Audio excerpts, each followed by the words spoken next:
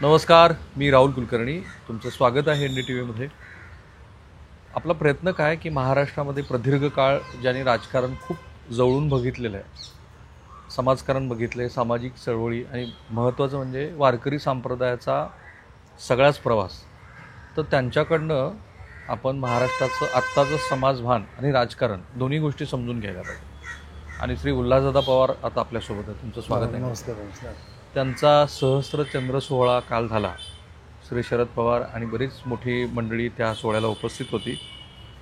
आणि त्या सोहळ्याच्या निमित्ताने मला असं वाटलं की त्यांच्याशी आपण सविस्तरपणे बोललं पाहिजे. तुम्ही संत साहित्याचे अभ्यासक, वारकरी संप्रदायाची परंपरा, तर मला नेहमी असं वाटतं, कारण मी स्वतः वारकरी संप्रदायाचा परंपरेचा घटक आहे, तर शाहू फुले आंबेडकरांची ही जी समतावादी विचारसरणी आहे त्याचा पाया खरं तर वारकरी संप्रदायाने घातला. प्रश्नच नाही ना. म्हणजे भागवत संप्रदाय किंवा वारकरी संप्रदाय, त्या संप्रदायाचं वैशिष्ट्य म्हणजे असं आहे की मी 13व्या शतकात सर्वसाधारणपणे म्हणजे संत शिरोमणी ज्ञानेश्वर महाराज आणि त्यांची भावंड निवृत्तीनाथ सोपान काका मुक्ताई आणि त्या समकालीन असलेले संत नामदेव महाराज, त्यानंतर जनाबाई, चोखोबांची पत्नी, चोखोबांचा मुलगा बंका महाराज, नरहरी महाराज, सेना महाराज, म्हणजे अशी समकालीन त्यावेळी 13व्या शतकात. पुढं मग 15व्या शतकात संत ज्ञानेश्वर, संत एकनाथ महाराज, पुढे मग तुकोबा, अशी फार मोठी भागवत संप्रदायाची संत परंपरा आहे. पण एक त्याचं सूत्र मात्र 13व्या शतकापासून त्या अगदी अलीकडे आजपर्यंत सूत्र त्याचं मानवतेचं, समतेचं आहे आणि ज्ञानभक्तीचं आहे. म्हणजे त्या भक्तीला कसं आहे की वारकरी संप्रदायाचं हेच वैशिष्ट्य आहे. पहिल्यांदी भक्ती आहे, पण ती नंतर ती ज्ञानभक्ती आहे आणि ज्ञानभक्तीतनं जे रूपांतर आहे ते कर्मयोगामध्ये आहे. म्हणजे संसार करूनही तुम्हाला परमार्थ साधता येतो याचं मूर्तिमंत कृतिशील उदाहरण म्हणजे सगळी संत मालिका आहे. आणि त्यात एक आहे, आता मी जे नावं घेतली, नावावरून तुम्हाला तुमच्या लक्षात येईल, स्त्री पुरुष भेद नाही, जातीचा भेद नाही, अशी सगळी प्रचंड मोठी समता ही पहिल्यापासून आहे. आणि दुसरी गोष्ट संयम. म्हणजे मला बाळासाहेब भारद्यांचा म्हणजे वैकुंठवासी त्यांचा खूप सहवास लाभला. आणि माझी आईच पंढरीला पायी जात होती काही वर्ष. वडील आंघोळ झाले की रोज हरिपाठ म्हणायचे, मोठे 28 अभंग आमच्या कानावर यायचे. ते लहानपणापासून श्रवण भक्ती आणि लहानपणापासून ऐकलेली कीर्तनं. आणि पुढं मी राजकारणात आल्यानंतर बाळासाहेब भारदे पागे यांचा जो एक सहवास आहे तर तो मला इतका समृद्ध करून गेला. आणि मला खरंच नको वाटतं की मला समजत नाही की 13व्या शतकात ते असं म्हणायचं की वारकरी म्हणजे काय, म्हणजे वारकरी संप्रदाय म्हणजे काय, विचार, विवेक आणि वैराग्य याचा त्रिवेणी संगम म्हणजे वारकरी. फार सुंदर. म्हणजे वारकरी संप्रदाय विचार करायला शिकवतो. तुम्ही शिकलात की लौकिक अर्थाने तुमचं शिक्षण झाले की नाही माहीत नाही, पण तुमचं प्रबोधन करतो. म्हणजे भक्तीबरोबर प्रबोधन करतो, प्रबोधनाबरोबर मनोरंजनही करतो.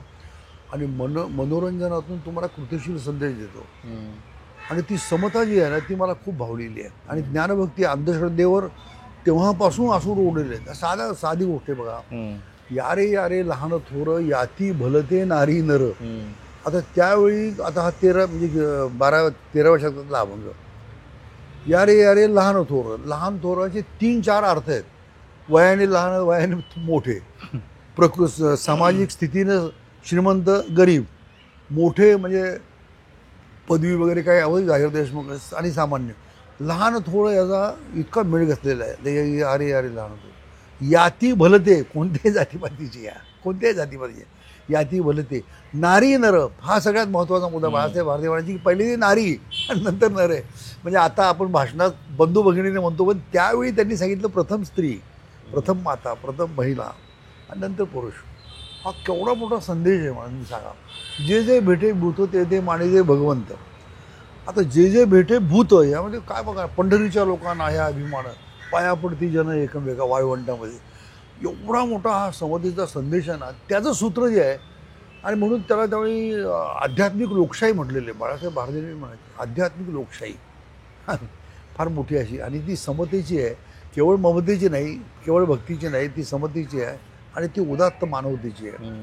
आणि त्यामुळे काय झालं की तेच सूत्र महात्मा ज्योतिबा फुले, राजर्षी शाहू महाराज, परमपूज्य डॉक्टर बाबासाहेब आंबेडकर आणि वैशिष्ट्य बघा, बाबासाहेब आंबेडकरांची म्हणजे बहिष्कृत भारत किंवा मूकनायक त्यांची जी साप्ताहिक किंवा दैनिक आहे, शीर्षक अभंग तुकाराम महाराजांचा.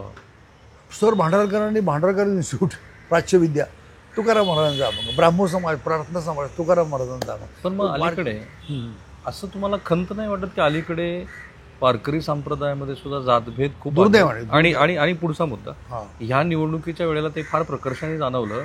दुर्दैवाने तुम्ही म्हणताशी खरंच ते फार गंभीर आहे. आणि त्याच्याबद्दल मी खरं सांगतो, तुम्ही आज विचारलं, मी जाहीर बोलतोय, पण त्याची वेदना मी माझ्या मित्रांच्यावर चर्चा वगैरे करताना किंवा पंढरपूरच्या काही मंडळींशी किंवा प्रत्यक्ष भागवत संप्रदायातल्या काही मंडळींशी बोलताना ती व्यक्त केली. आणि त्यातली बरीचशी मंडळी हातोबाला आहेत आत्ता. आणि दुसरी गोष्ट तुम्हाला सांगू का राहुल, म्हणजे आता अलीकडे काय झालं, सर्व क्षेत्रामध्ये ना अपरिपक्व माणसांना खूप मोठं महत्त्व प्राप्त झाले. म्हणजे खरंच स्वयंघोषित विद्वान खूप झालेत, स्वयंघोषित इतिहासतज्ञ झालेत, स्वयंघोषित विचारवंत झालेत. आणि काय होतं की माध्यमामध्ये त्यांना दोष देत नाही, कधी कधी इतकी सुमार, मी तुलना करत नाही, मी कुणी श्रेष्ठ नाही, पण सुमार दर्जाची माणसं येऊन काहीतरी विधान करतात, लोकांना वाटतं हाच त्यांचा प्रतिनिधी वाटतं. म्हणजे काय आता स्वाभाविक आहे ना. पण मग आणि मग तो गैरसमज होतो. आणि आता काय झाले की आता साधी गोष्ट आहे, कोणाच्याही कीर्तनाला, आता मी लहानपणापासून मामासाहेब दांडेकरांचं, सहकारी देऊळगावकर, गोपाळराव रिसबूड, निवृत्तीभाऊ देहूकर हे माझ्या शालेय जीवनातले कीर्तनकार. आता ते हयात नाही. त्याच्यानंतरची पिढी आज अगदी बाबा महाराज सातारकर आणि त्या परिघातले, किंवा आता मारुती महाराज दस्तापूरकर असतील तिकडं मराठवाड्यामध्ये, शंकरबापू आपेगावकर उत्तम पखवाजवादक असतील, या सर्वांना मला भेटतं. आणि फार प्रसन्न माणसं होती हो. त्यात कधी जात पात असं काही नव्हतं. आता काय झालं की अभिनिवेश हा सर्व क्षेत्रामध्ये, आणि डिटोरेशन ज्याला म्हणतील, घसरण ज्याला म्हणता येईल, म्हणजे अशी उतरण्याची जी उतरती काळ असते ना, तशी सर्व क्षेत्रामध्ये जाणवते. आणि इंदोरीकरांच्या कीर्तनाबद्दल काय वाटतं तुम्हाला? कसं आहे, आता एक तुम्हाला सांगू का, कीर्तनाचे वेगवेगळे प्रकार आहेत. खरं तर एक तर भागवत संप्रदायाचं कीर्तन एक वेगळंच आहे, की ती परंपरा वेगळी आहे, त्याच्या पद्धती वेगळ्या आहेत, त्याच्या परंपरेमध्ये काही नियमावली आहे आणि ती पाळली जाते. त्याच काळामध्ये जेव्हा नाथ आले तेव्हा त्यांनी भारूड, म्हणजे अगदीच अशिक्षित माणसाला मनोरंजन, आणि त्या मनोरंजनाच्या माध्यमातून वेगवेगळी रूपकात्मक फार सुंदर, त्यात काही शब्द अशी विनोदी वगैरे त्यामध्ये आले. त्याकरता भारूड केलं महाराजांनी आणि नाथांनी. आणि त्या भारुडामध्ये मग गोंधळ जे काय लोकपरंपरेतल्या देवदेवतांचे हे आहेत तेही त्यांनी फार अत्यंत कौशल्याने आणलेले आहे. तर त्यामध्ये भक्ती, मनोरंजन आणि प्रबोधन तर खूपच मोठं आहे.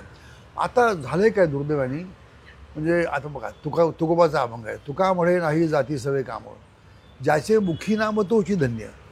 आणि जात कशाला विचारता, आता काय झालंय. आणि मग त्यावेळी कीर्तनाच्या वेळी एक शब्द फार महत्वाचा आहे, कीर्तन कोणाचं का असेल, प्रचंड त्यावेळी गर्दी असायची. जेव्हा मामासाहेब दांडेकरांच्या कीर्तनाला मी नानापेठेत राहत होतो ना, निवडुंगड मंदिराचा परिसर, रस्ता असा भरून बाहेर लाऊडस्पीकर लावलेले असायचे, असे ते लांबलचक करणे.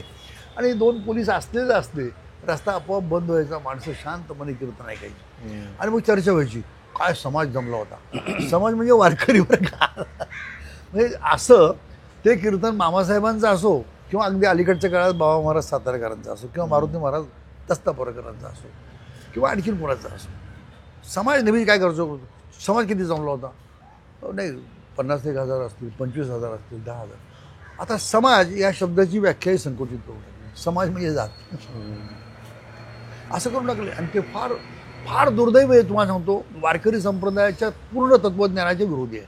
असं इंदोरीकरांच्या कीर्तनाबद्दल तुमचं काही स्पेसिफिक मत आहे का? नाही, स्पेसिफिक मत तुम्हाला सांगू का, कधी कधी काय विनोदाचा अंग असावं, कुठल्याही क्षेत्रामध्ये विनोद हा असतो, काय तो मुद्दा नाही आहे, पण तो करत असताना काही शाब्दिक मर्यादा, काही अंगविक्षेप किंवा लहान मुलांच्यापासून वृद्धांच्यापर्यंत, पुरुषांच्यापासून स्त्रियांच्यापर्यंत, मुलींच्यापासून मुलांच्यापर्यंत सर्व जेव्हा आपला अथांग समोर समुदाय बसलेला आहे, याचं भान सर्वांनी ठेवण्याची आवश्यकता आहे. म्हणजे एवढं तुम्ही समजा 40 मिनटं उत्तम कीर्तन केलं आणि 5-1 मिनिटात काहीतरी अर्वाच्य मला एखादा शब्द निघून गेला तर त्या सगळ्याचं सार निघून जातं. त्यामुळं सावध पण असावं खरं त्यामध्ये, असं मला अतिशय प्रामाणिक. पण आता इथे जात हा उल्लेख निघालायच म्हणून हां. मी जेव्हा नाही, महाराष्ट्राच्या एक मुद्दा राहिला म्हणजे ह्या परंपरा आहे, भागवत संप्रदायाची कीर्तनाची परंपरा, नारदीय परंपरा, रामदासी परंपरा म्हणजे रामदास महाराजांची, राष्ट्रसंत तुकडोजी महाराजांचं गुरुदेव सेवा मंडळ, गाडगे बाबा, या प्रत्येकाच्या एक एक परंपरा वेगवेगळ्या आहेत. त्या वेगवेगळ्या अंगाने मांडल्या जातात पण त्या अर्वाच्यपणा नाही आहे. आणि दुसरी गोष्ट काय, बाळासाहेब भारती म्हणाले होते कीर्तन म्हणजे काय, नाचू कीर्तनाचे रंगी ज्ञानदीप लावो जुने नामदेव महाराजांनी केव्हा सांगून टाकलेले आहे. हे सगळं सार आलं. पण कीर्तन करताना मी तुम्हाला गमत सांगतो की ते म्हणाले नय विनय आणि अभिनय याचा त्रिवेणी संगम म्हणजे कीर्तन आहे. काय सुंदर आहे, सुंदर, नय विनय आणि अभिनय, क्या बात आहे, क्या बात आहे. आणि इथे सगळं त्याचं विश्लेषण करायचे. त्यामुळे तुमचा अभिनय आला पाहिजे, विनोद आला, पण तो कसा असला पाहिजे, त्याला काय मर्यादा आहे. आणि मग तुम्हाला गमत सांगतो, हे त्यांनी केव्हा सांगितलं, बॅरिस्टर अंतुले साहेब मुख्यमंत्री होते, मला ऐकण्यासारखे. ते सांस्कृतिक पुरस्कार सगळ्याला दिले जातात, तर कीर्तनकाराला काय नाही. म्हणून ते अंतुल्यांना म्हणाले, अहो तुम्ही गायक आला, अभिनय आला, ह्याला त्याला, आणि ही सगळी अंग ज्याच्यामध्ये आहेत त्या कीर्तनाला पुरस्कार नाही म्हणाले. तेव्हा त्याने सांगितलं नय विनय आणि अभिनय. पुढचा गमती, हे पुण्याचा सर्किट हाऊस. अंतुले साहेब म्हणाले, मला वेळ आहे, म्हणजे वेळ आहे म्हणून नाही, पण मला खूप दिवसापासून आवड आहे म्हणजे इच्छा होती तुमचं कीर्तन ऐकावं, मला वेळ आहे, किंवा तुमचं प्रवचन ऐकावं, तुम्हाला आत्ता वेळ आहे, करता येईल का. सर्किट हाऊसला बाळासाहेब भारतींनी कीर्तन आणि अंतुले एक असं छानपैकी ऐकत होते. आणि मग लगेच त्या दिवशी अंतुलेने जाहीर केलं कीर्तन करायला पुरस्कार. तेव्हापासून महाराष्ट्राच्या सांस्कृतिक पुरस्कारामध्ये कीर्तन करायचा एक विशेष. आता तुम्ही अंतुलींचा उल्लेख काढलाय म्हणून तुम्हाला वाटतं अंतुलींना जे ड्यू क्रेडिट आपण द्यायला पाहिजे होतं ते दिलंय? नाही दिलं, खरंच दिलं नाही. मी कधी असं वाटतं, तुम्हाला सांगतो, काही माणसं दुर्दैवाने काही म्हणा शापित होऊन जातात एखाद्या अनेक क्षेत्रामध्ये, एखाद्या गायनाच्या क्षेत्रामध्ये. मग तसं अंतुलेंचं झालं. म्हणजे एखादी कुठली तरी गोष्ट जमेच्या इतक्या प्रचंड बाजू त्या माणसाकडे असताना, खरा सेक्युलर माणूस हो, आणि चारही भाषांच्यावर उत्तम प्रभुत्व, हिंदी, उर्दू, मराठी, इंग्रजी, कायद्याचं उत्तम ज्ञान, उत्तम भाषणाची म्हणजे त्याला कला ज्याला म्हणता येईल ती त्यांच्याकडे होती. निर्णय घेण्याची क्षमता प्रचंड प्रचंड प्रचंड. एवढा निर्णयक्षम मुख्यमंत्री मी मला सांगा तुम्ही, संजय गांधी निराधार योजना, आणि लोकांनी त्यावेळी सांगितलं 60 रुपये, पण आज ती वाढत पण ती बंद नाही होऊ शकली, किंवा लाडक्या बहिणीसारखी त्याची टिंगल नाही झाली. म्हणजे असं माझं प्रामाणिक मत. मग ते आपण त्यांना विसरून गेलो. फार मला एखादा संयुक्त महाराष्ट्र सीमा प्रश्नाच्या बाबतीमध्ये महाजन रिपोर्ट एका महिन्याच्या आत इंग्रजी पुस्तक लिहिलं, द महाजन रिपोर्ट अनकवर्ड. आचार्य अत्र्यांनी दैनिक मराठीत त्यांचा गौरवाचा आग्रह लिहिला.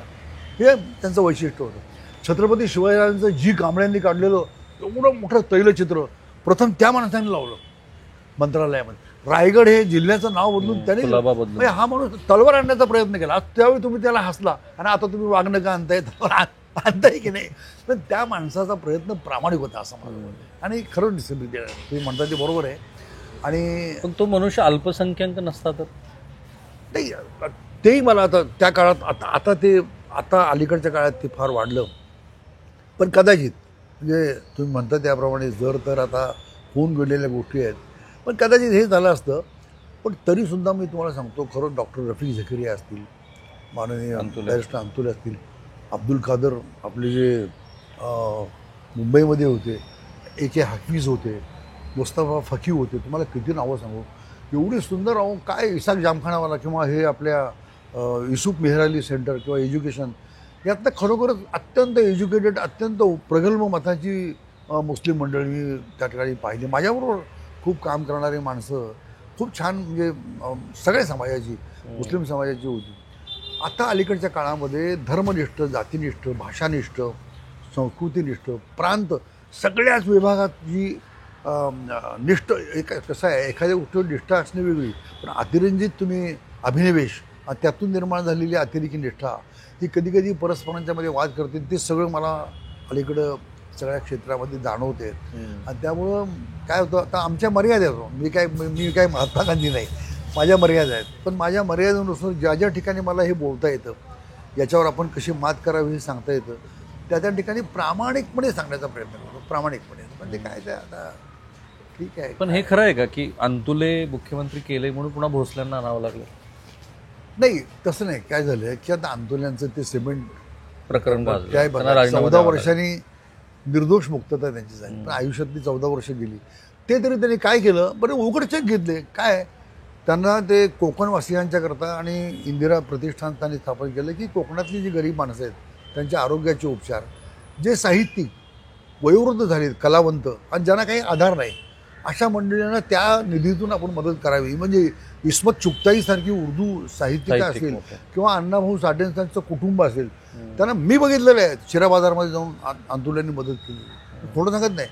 आता ही ती त्यांची जी मानसिकता किंवा त्यांची जी त्यातली भूमिका होती, ती त्या भूमिकेची चर्चा न होता ह्याची जास्त झाली. आणि कदाचित म्हणजे काही लोकांचं त्या म्हणजे असंही असेल, सर्वांचाच म्हणजे राजकीय असेल किंवा त्यांना अशामध्ये बदनाम करणारे ज्या काही यंत्रणा असतील त्या सर्वांचा की यांना यातनं काढावं असे असू शकेल. म्हणजे काय सांगता येत नाही. पण मला खूप वाईट वाटलं. आणि पण नंतर मग भोसले आले मग भोसले आले. आणि भोसले आणि बाबासाहेब भोसलेंचं कसं आहे की एक तर ते स्वतः स्वातंत्र्य सैनिक आणि पहिल्यापासून अतिशय फरडे व्यक्ती. म्हणजे मला शंकरराव जगताप वगैरे ही मंडळी होती ना, तर हा जो सरकारवाडा आहे साताऱ्यामध्ये, त्यावेळी आम्ही विद्यार्थी असताना म्हणजे बाबासाहेब भोसलेंचं भाषण असले की असे माणसं चेटून पेटून उठायची अशी. फार इतकं त्यांचं वक्तृत्व शैली अतिशय सुंदर होती. बाबासाहेबांनी फ्रीडम फायटर होते.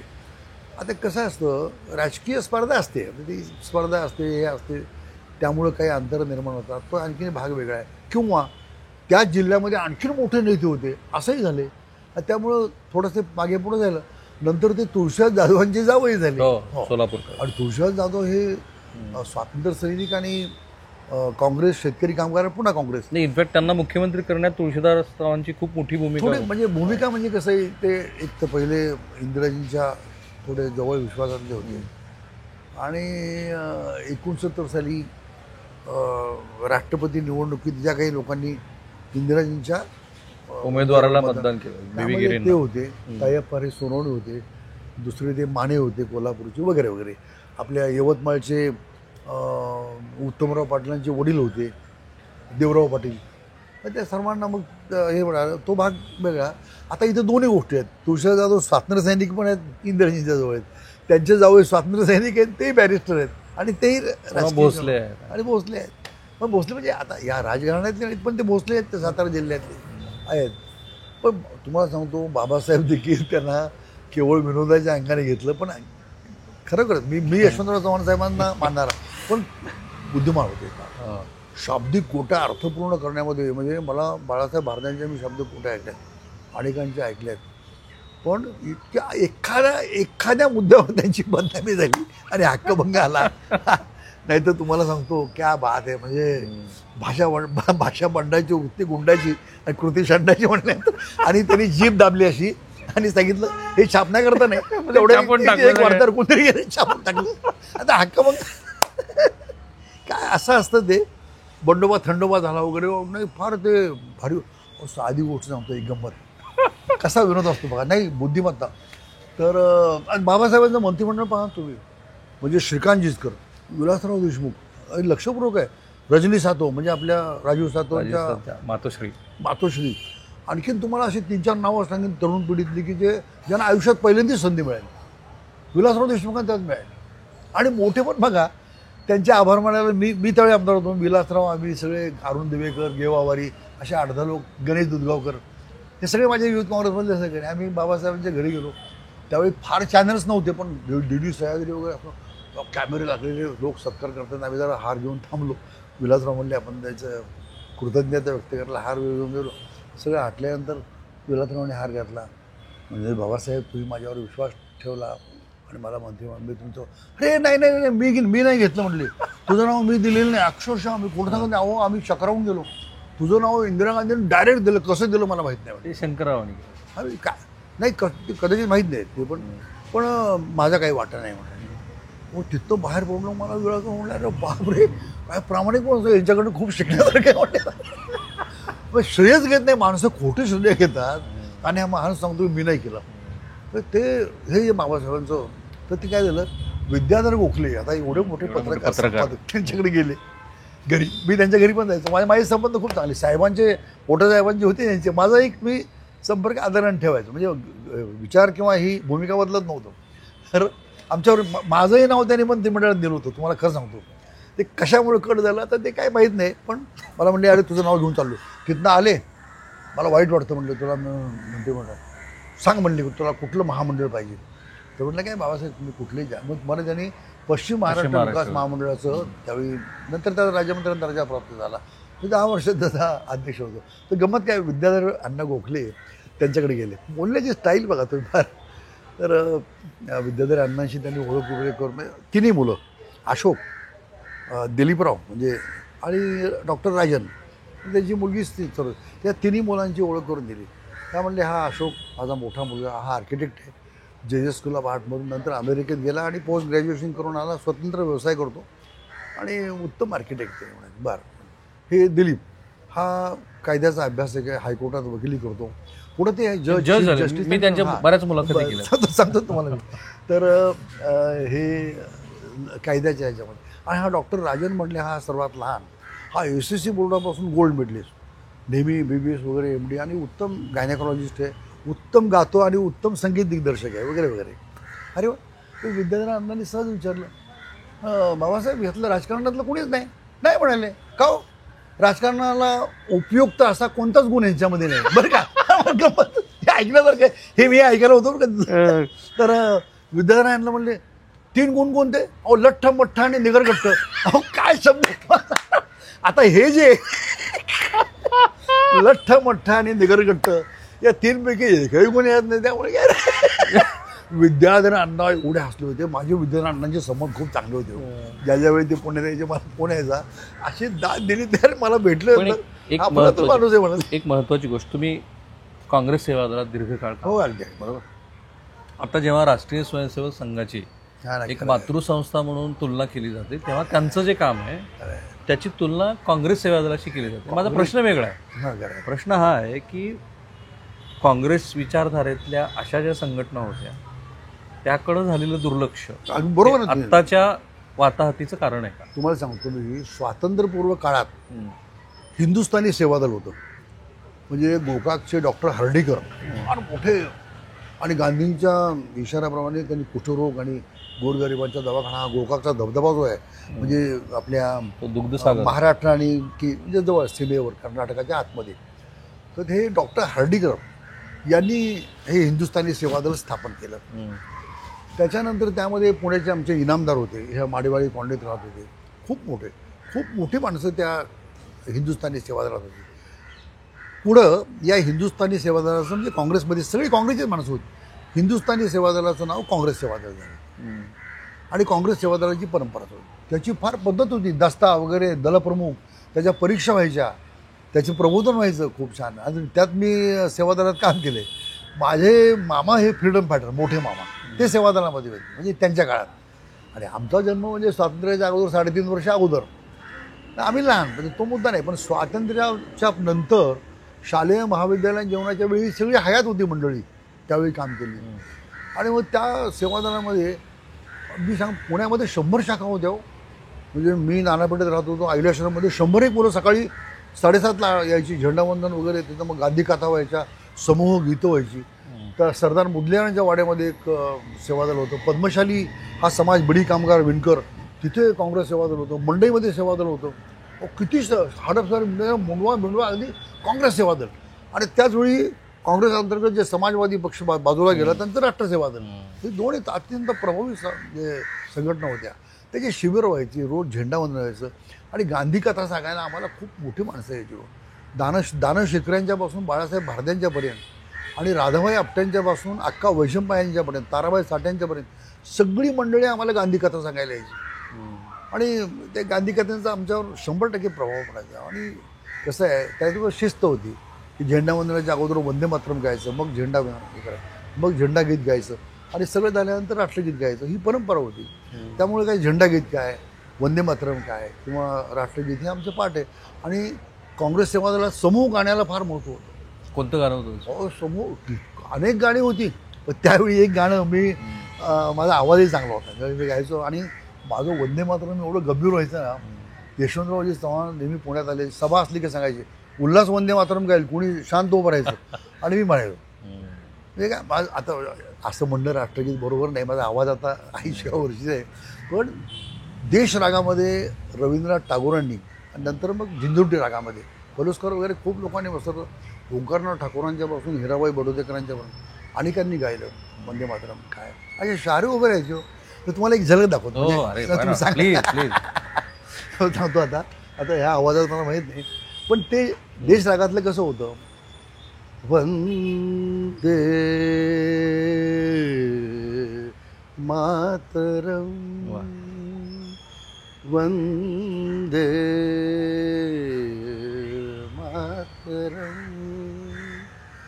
सुजलाम सुफलाम मलयज शीतलाम सस्य श्यामला मातरम, असं ते विद्ये वंदे मातरम. एका मुलाखतकाराने तुम्हाला असा प्रश्न विचारला होता की तुम्ही राजकीय क्षेत्राऐवजी सांस्कृतिक क्षेत्रात, त्यावेळी आणखी नाही आमचं गीत होतं, म्हणजे ते स्वातंत्र्यपूर्व काळातलं, त्याचा संदर्भ स्वातंत्र्यपूर्व काळातलं. आहो तर बच्चे बच्चे वीरांचे वीर दलाचे नाही भिणार. काय मी गायचो, म्हणजे सोनिया गांधींची पहिली सभा महाराष्ट्रातली नंदुरबार, मी उपाध्यक्ष, रणजित देशमुख अध्यक्ष. ते येईपर्यंत माझा आणि मी सूत्रसंचालन प्रास्ताविक केला आणि त्या ठिकाणी हे गाणं म्हटलं होतं, आहोत बच्चे नाही भिणार, आहोत बच्चे बच्चे वीरांचे वीर दलाचे नाही भिणार, आहोत बच्चे बच्चे वीरांचे वीर दलाचे दल काँग्रेसचे नाही भिणार, दल काँग्रेसचे काँग्रेस जनतेची 30 कोटीची नाही भिणार. पण स्वातंत्र्यपूर्व काळात 30 कोटी लोकसंख्या होती. मग हा जो रास आहे सेवा खरं तो केव्हापासून सुरू झाला? कसा तुम्ही सांगू का, हळूहळू म्हणजे स्वातंत्र्यानंतर पहिली 5 वर्ष तर सगळ्या पक्षाचं मंत्रिमंडळ होतं. 52 साली पंडितजी आले, तोपर्यंत सगळ्या AICC मध्ये काँग्रेस सेवादलाचं महत्त्व मी पाहिले. म्हणजे मी जेव्हापासून अटेंड करू, म्हणजे 1968 पासून मी AICCला जातो, त्यावेळी मी विद्यार्थी मामाबरोबर यांच्याबरोबर आमच्या, तर सेवादलाला फार महत्त्व होतं. हळूहळू कसं असतं, कोणत्याही व्यक्ती किंवा समूहामध्ये किंवा पक्षामध्ये नकळत एक सत्ता आणि याच्यामध्ये एकदा सुरू झालं की अशा प्रकारच्या ज्या संस्था असतात, म्हणजे घटक, ते थोडे हे होतात. तर तसं काँग्रेस सेवादलाकडे पुढं मात्र राजीव गांधींनी पुन्हा लक्ष दिलं आणि मग केरळमध्ये महाराष्ट्रामध्ये पुन्हा काँग्रेस सेवादल पुन्हा चांगलं झालं. राहुल गांधींनी इथं माझी भेट झाली आपल्या फोटो बघितला पुण्याच्या काँग्रेस भवनमध्ये आणि माझं भाषण ऐकलं. त्यांनी ते 2-3 प्रश्न मला विचारले होते, काय करणार चाहिए. मग त्यांना मी काँग्रेस सेवादल, युथ काँग्रेस असे काही मुद्दे सांगितले आणि माझं भाषण त्यांना सुदैवाने आवडलं. म्हणजे अचानक सांगितलं की 15 मिनट में आप जरा महाराष्ट्र के काँग्रेस के बारे में, सोशल रिफॉर्म के बारे में बताइए. बोले मैं बता सकता हूँ. मी माईक घेतल्यावर कसं कधी कधी सुचून जातं, 16.5 मिनटं एखादी कॅसेटला असं ते बोलत राहील. तुमचं वक्तृत्व आवडलं लोकांना. तर ते त्यांनी मनावर घेतलं होतं. पण तरीसुद्धा काय झालं, सत्तेच्या राजकारणाची ऊड आणि आकर्षण हे म्हणजे असं म्हणता येईल थोडंफार काही अंशी की वाढल्यामुळं अशा प्रकारच्या ह्याच्याकडे दुर्लक्ष होत गेलं. म्हणजे नेत्यांचंही झालं म्हणा आणि काँग्रेस कार्यकर्त्यांची झालं. आणि असं वाटतं की त्याची प्रतिष्ठा आहे सेवादल, म्हणजे मानसिकता काही लोकांची विचित्र आहे ना, तोही भाग महत्त्वाचा आहे. त्यामुळे फार घोटाळा झाला. मला जरा एक प्रॅक्टिकल उत्तर द्या तुम्ही, आणि मला त्यात पोकळ आशावाद नको आहे, ज्याला ऑप्टिमिझम आपण म्हणतो, तो असायलाच पाहिजे. तुम्हाला आयुष्यामध्ये आशावादी नसाल तर तुम्ही सद्यस्थितीमध्ये स्पेशली धर्म आणि जातीचा एवढा पगडा एका विशिष्ट राजकीय विचारसरणीनं फार देशात व्यापक केला असं आपण गृहीत धरू, दिसतच आहे. ठीक आहे. अशा वेळेला काँग्रेस हा जो विचार आहे तो विचार पुन्हा परतण्याची शक्यता तुम्हाला किती वाटते? 100% आहे. त्याचं कारण सांगतो. आपला हा देशच मुळे एवढा खंडप्राय आहे आणि शेवटी काय असतं माहिती का, जगाच्या आता साधी गोष्ट आहे बघा. म्हणजे राकेश शर्मा हा जेव्हा अंतराळात प्रथमच गेला आणि इंदिराजीने विचारलं की आपको भारत, ते म्हणजे सारे जहाचे आजच्या वगैरे हे झालं. त्याच्यानंतर परत बऱ्याच वर्षांनी हा शुक्ला लखनौचा आपला आत्ता अंतराळात गेला आणि 15 दिवसांनी आला. त्यालाही जवळपास तसाच विचारला. तर त्यात त्यांनी एक उत्तर होतं, त्यांना भारत कसा दिसतो वगैरे, पण नंतर एक उत्तर जे आले ते काही वर्तमानपत्रात आले, त्याला फार दखल घेतली नाही. तो म्हणाला, मी उंचावरून पाहतो जगामध्ये मला सीमाच दिसत नाही, फार बॉर्डरलेस. आणि मी सांगू कोणताही धर्म घ्या, म्हणजे ते कोणताही धर्म जाऊ द्या, निदान भारतामध्ये ज्याला बाळासाहेब भारतीय इंडियन स्पिरिच्युअल कल्चर नेहमी असं म्हणायचे, भारतीय आध्यात्मिक संस्कृती. आणि भारतीय आध्यात्मिक संस्कृतीचं मूलमंत्र काय म्हणून गांधी म्हणजे कसं आहे, लोकमान्य टिळक गीता रस्ते लिहिलं, कर्मयोग सांगितला, त्याच्यावर प्रतिवाद करणारे 12 कोठाणीसारख्या माणसांनी प्रतिवाद केला, त्यांची पत्र छापली, त्यांच्याशी चर्चा केली लोकमान्यांनी. काय चिकित्सा, खंडन मंडन ही आपली परंपरा काळापासून सुरू आहे ती. आणि हे नेते कसे होते बघा ना, म्हणजे लोकमान्यांनी गीता रहस्य जेलमध्ये लिहिलं मंडालीच्या. पंडित जवाहरलाल नेहरूंनी डिस्कव्हरी ऑफ इंडिया इथं आपल्या अहमदनगर जिल्ह्यामध्ये लिहिलं. काय कमाल, एकच नाही असे तुम्हाला कितीतरी, म्हणजे मदन मोहन मालवीयांच्या पासून सगळी माणसं ही सगळी काँग्रेसमध्ये एकसूत्रामध्ये बांधलेली गेली. आता अगदी मोगल कालापासून आपण बघितलं, अकबरापासून, मला खरं सांगतो म्हणजे प्रामाणिकपणे, आता आपण चर्चा करतो संख्या वाढली ना, अमुक झालं तमुक झालं, ठीक आहे, चर्चेला थोडा अर्थ असेल, पण त्यावेळी त्याच्या अष्टप्रधानामध्ये सर्वात जास्त हिंदूच होते. एवढंच नव्हे तर एक महाराणा प्रताप सोडले तर सर्वांनी त्यांच्याशी हातमिळवणी केली. म्हणजे उत्तरेतल्या काही नावाचा किंवा त्यांचं हे अपमानास्पद नाही, पण त्यांनी केलं. म्हणजे राजा मानसिंग त्यांचे सेनापती झाले, जोधाबाई वगैरे आपण पाहत आलो. तर तेव्हापासून आजपर्यंत बरं का, काही हिंदू काही सगळे 100% मुस्लिम झाले नाही. तो काय होतं, आता जो आघात केला जातोय, एक मानसिकता निर्माण केली जाते की ती तशी नाही आहे. कारण इतका उदारमतवाद आपल्या देशामध्ये आणि सहनशीलता आणि विविधता ही इतकी भरलेली आहे की शेवटी तुम्हाला खंडप्राय राहावंच लागेल. दक्षिणेतली लिपी वेगळी, उत्तरेतली लिपी वेगळी, भाषा संस्कृती सगळी वेगळी, या सर्वांना एकत्र करणं हेच काँग्रेसचं आणि विशेषतः लोकमान्यांच्या नंतर गांधींचं आणि त्यावेळेच्या त्यांच्याबरोबरच्या सगळ्या सहकाऱ्यांचं फार मोठं काम. पण मग आता काँग्रेस परत कशी येईल ना, त्याचं कारण सांगतो तुम्हाला. कोणत्याही गोष्टीचा अतिरेक झाला ना, कोणत्याही गोष्टीचा अतिरेक झाला, समजा अनुनयाचा असा आपण म्हणून आरोप केला जातो. आता तो कितपत खरा आहे, मुसलमानांच्या अनुनयांचा आरोप काँग्रेसवरती केला जातो, तो 100% मला मान्य नाही. पण समजा काही अंशी झाला असेल तर ती चूक सुधारतील ना काँग्रेस, काय प्रश्न नाही. आणि कसं आहे, एखाद्या गोष्टीवर बोट ठेवून तुम्ही सारखं आता काय, म्हणजे मला असं हे सांगायला, खरं तर स्वातंत्र्यानंतर 60 वर्ष काँग्रेसची सरकार होती. आता तुम्ही सावरकरांचा उल्लेख करताना, सावरकरांचा त्यांचे धडे आम्हाला आमच्या पाठ्यपुस्तकात होते. हाच प्रश्न तुम्हाला विचारणार होतो, बरं झालं तुम्ही तो छेडला. नाही, ते सांगतो ना, काँग्रेस सरकार असताना आम्हाला धडे होते त्यांचे, त्यांची गीता आम्ही गात होतो. आणि आकाशवाणीवर सातत्यानं जयस्तुते श्री महन मंगली कित्येक वर्ष मी ऐकत. इंद्राजींनी पत्रच लिहिलं ना, मग प्रश्नच नाही ना. हे सगळं त्या स्मारकाला मदत करा म्हणून फार इंग्लंडच्या आणि अमेरिकेतल्या महाराष्ट्र मंडळाला त्यांनी लिहिलं.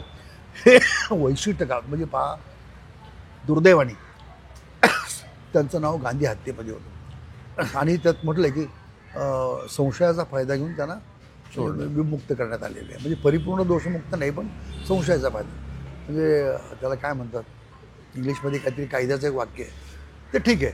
पण ते झाल्यानंतर 60 वर्ष काँग्रेसच्या सत्तेच्या वेळी त्यांचा कधीही उल्लेख केला नाही, त्यांचं कधीही बदनामी केली नाही, कधीच नाही. कधीच त्याच्याबद्दल चर्चा व्हायच्या, त्यांचं नाटकांचे प्रयोग व्हायचे, त्यांची जयंती व्हायची, कधी काही काँग्रेसने त्याला तीव्र विरोध केला आहे किंवा भांडण असं कधीच केलं नाही. आता उलट काय झालं, तुम्ही जेव्हा गांधी हत्येचं उदात्तीकरण आणि नथुराम गोडसेंच्या याचं जर जय जयकार करू लागला, आणि त्याला मग मला असं वाटतं की उलटं 60 वर्ष जे शांतपणे होतं ते मग ते कशा वाईट ते सांगण्याची स्पर्धा. पण त्याच्यात एक अडचण काय झाली बघा, मला तुम्ही करेक्ट करा. मी जेव्हा काँग्रेसचा इतिहास वाचतो तेव्हा पहिल्या स्वातंत्र्यानंतरच्या 2 दशकामध्ये सगळे प्रवाह काँग्रेसमध्ये होते ना, बरोबर ना. नंतर म्हणजे गेल्या 2 दशकात आत्ता जी काँग्रेस मी बघतो, त्यात तुम्ही सावरकरांचा उल्लेख केला, तो भले गोडसेंच्या संदर्भात येत असेल. सुशील कुमारांचं पण असं मत आहे की अनावश्यक पद्धतीनं सावरकर किंवा तो जो उजव्या विचारसरणीचा पण काही अंशी काँग्रेसी विचारधाराला मानणारा पण असा जो कुठला वर्ग असेल त्याला तुम्ही बाजूला केलं. नाही, बाजूला केलं असं नाही. कसं असतं, एक तुम्हाला सांगतो, कधी कधी पुरोगामित्वाच्या कल्पना, समाजवादाच्या कल्पना किंवा धर्मनिरपेक्षतेच्या, तुम्हाला तेच सांगतो, फार महत्त्वाचा मुद्दा आहे. बाळासाहेब भारते नेहमी म्हणायचे सेक्युलर, एक सेक्युलर शब्द दुसऱ्या महायुद्धानंतर जरा थोडासा विस्कळीत झाला होता त्या युरोपात, म्हणून तो त्यात घातला नाही. पण प्रियांबलच्या अगोदरच्या ह्याच्यामध्ये बाबासाहेबांनी ते सगळं म्हटलेलंच आहे. मुद्दा काय आहे की सेक्युलर ह्या शब्दाचा मराठी किंवा हिंदी जो अर्थ असतो ना, तो मनाला येईल तसा लावतात. निधर्मी नाहीये, नाही बिलकुल नाही. इव्हन धर्मनिरपेक्ष सुद्धा नाही आहे. एक्झॅक्टली. बाळासाहेब भारते काय म्हणाले, सर्व धर्म समभाव सुद्धा नाही, सर्व धर्म आदरभाव. हां, एक्झॅक्टली. त्याचं कारण सांगतो. गांधींना लंडनमध्ये विचारलं होतं, तुम्ही तर म्हणता सर्व धर्मांच्याबद्दल मला आदर आहे, सगळे धर्म समान आहेत, तरी मी सनातन हिंदू आहे, म्हणजे सनातन आहे, याचा मला अभिमान आहे, असं का म्हणता? तर महात्मा गांधी म्हणाले, बरोबर आहे म्हणाले. इंग्लंडमध्ये उदाहरण ते म्हणाले, आज मी तुम्ही युरोपात आहे म्हणून हे उदाहरण देतो. ते म्हणाले, कसं आहे, माझी आई आहे, माझा खूप जिवलग मित्र आहे, तो कोणत्या धर्माचा वगैरे सोडून द्या माझा, तर तो त्याची आई आहे. आणखीन एक आम्हाला मित्र आहे, त्याची आई आहे. प्रत्येकाला आपल्या आईच्याबद्दल अभिमान आहे. बरं, माझी आई समजा कुरूप असेल, काळी असेल, काय असेल, म्हणजे समजा असले असं धरून झाला. माझ्या मित्राची आई कदाचित जास्त नीटनेटकी राहत असेल, आणखीन हे असेल, आणखीन असेल ना, प्रश्नच नाही आहे. त्या प्रत्येकाला आपल्या आईबद्दल प्रचंड आदर आणि निष्ठा आहे, तशी माझ्या आईबद्दल माझी आहे. पण याचा अर्थ माझ्या आईबद्दल मला आदर आणि निष्ठा आहे, याचा अर्थ माझ्या मित्राच्या आईचा मी आदर करावा असं नाही आहे. त्या सर्वांच्याबद्दल मला समान आदर आहे, पण माझी आई ती माझी आहे, असं ते उत्तर दिलं होतं महात्मा गांधींनी लंडनमध्ये. पण मग काँग्रेस कुठे चुकली? नाही, सांगतो ना तुम्हाला मी. किंवा आत्ताचं जे नेतृत्व आहे ते. नाही तसं नाही, म्हणजे काँग्रेस चुकली असं म्हणता येणार नाही. एखाद्या प्रवाह जेव्हा अतिरंजित, आता पुरोगामित्वाची एक देशामध्ये सगळ्या जगामध्येच लाट आली, मग त्या लाटेच्यामध्ये समाजवादाचा अर्थ म्हणा किंवा साम्यवादाचं एक वेगळंच आणखीन चित्र आहे. पण हे सगळे अर्थ बघितल्यानंतर ना, कधी कधी एखाद्या वेळेस असं मी तुम्हाला म्हटलं ना की काही अंशी अनुनय 100% तर नाही, पण समजा झाला असं वाटलं असेल तर ती दुरुस्त करण्याची कुवत काँग्रेसमध्ये आहे आणि ती करेल 100%. पण वैयक्तिक जीवनात पहा, इंदिराजी अध्यात्मवादी होत्या. म्हणजे पंडितजी किती नास्तिक असले की तुम्हाला एक सांगतो, पण ते शेवटच्या टप्प्यात, आयुष्याच्या शेवटच्या टप्प्यात पंडितजींचा तो संदर्भ आहे. त्यांच्या पत्नी वारल्या, तर त्यांची ती नेहमी ती राख ही सर्व पर्वतांच्यावर नद्यांच्या मध्ये विसर्जन करा. आणि त्याच्या राखीची म्हणजे त्या रक्षेची एक बारकी पुरचुंडी त्यांच्या झोपेच्या म्हणजे बेडरूममध्ये, शयनगृहामध्ये उशीमध्ये ठेवलेली होती. काय भावस्पर्शी तुम्हाला सांगतो. कुशम पत्के नावाचे आपल्या पुण्याचेच, महाराष्ट्रातले हे पंडितजींचे खाजगी सचिव होते. आणि किती म्हणजे 1945 ते 1960 15 वर्ष त्यांनी इथं बाळासाहेब भारतेंच्याकडे त्यांनी त्यांना मी भेटलोय. त्यांनी पुस्तक लिहिलं, त्या पुस्तकामध्ये हे लिहिलेलं आहे की आपल्या पत्नीची रक्षेची एक पुरचुंडी ते आपल्या उशीखाली ठेवली. हा एक अध्यात्म म्हणजे काय हो? अध्यात्माचा फार व्यापक अर्थ आहे. लोककल्याण किंवा मानवाचं कल्याण हे सुद्धा अध्यात्मामध्ये आहे. गांधींच्या त्या आणि गांधी मंदिरात जात होते, त्यांनी तिथे एक 10 पैसे त्यावेळेचे एक आणा काहीतरी अर्पण केला, तर तिथला जो पुजारी होता पंडित त्याने फेकून दिला. फेकून दिल्यानंतर पुन्हा गांधी मंदिरातच गेले नाहीत, लांबून दर्शन करायचे, असंही झालेलं आहे. त्यामुळं तुम्ही म्हणता त्या अर्थी काही अंशी कदाचित. आणि मग कसं असतं, कधी कधी अतिरंजित हिंदू धर्मावर टीका करणं हेही जरा थोडंसं झालं, कधी कधी होतं एखादं. आणि त्यामध्ये मग काय होतं की त्याच्यामुळं ह्या सगळ्या गडबडी निर्माण झाल्या. मला ना, आणि म्हणून आता शेवटी कसं असतं, कोणतीही गोष्ट जगात जेव्हा अतिरेकी घडते, कोणती धर्माच्या जातीच्या नावावर, त्याची जी प्रतिबिंब भारतामध्ये उमटतं, त्यावेळी हिंदू असो काय, मुस्लिम असो काय, किंवा ख्रिश्चन असो काय, किंवा जे समज गैरसमज असतात. उदाहरणार्थ परमपूज्य डॉक्टर बाबासाहेब आंबेडकरांच्या अनुयायाने गांधींच्याबद्दल काय होतं, पण हळूहळू आज जर आपण पाहत गेलो तो प्रवाह वेगळा होत चाललेला आहे. म्हणजे रावसाहेब कसब्यासारखं असेल, ते उत्तमच पुस्तक लिहिलं रावसाहेबांनी, मी वाचलं ते वेगळं होत गेलं. आणि कशा एकमेकाला ते पूरक होते हे दाखवलं. एक छोटासा आपल्याला ब्रेक घ्यायचा आहे. मी जरा संस्थात्मक पातळीवरती आणि काँग्रेस पक्ष पातळीवरती जास्त विश्लेषण या पहिल्या भागामध्ये केलं आहे. पण मला जरा उल्हासदादाकडनं व्यक्ती समजून घ्यायच्या, देशातल्या आणि राष्ट्रीय राजकारणातल्या. कुठेही जाऊ नका, पाहत राहा NDTV. लगेच परत येतोय.